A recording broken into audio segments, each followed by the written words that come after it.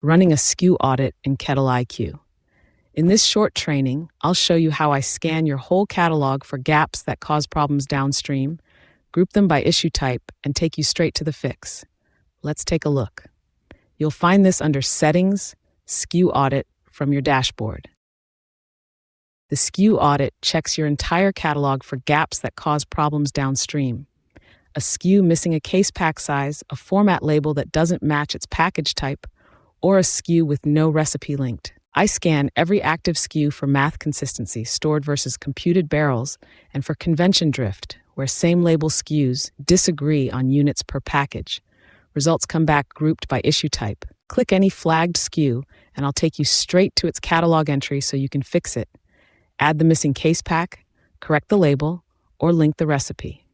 A fix cluster action can align every sibling row at once. As you fix issues, rerun the audit, and I'll confirm they're cleared. Run this periodically, and especially after a bulk import, because a small gap in a SKU setup can throw off packaging math or block it from showing up on an order.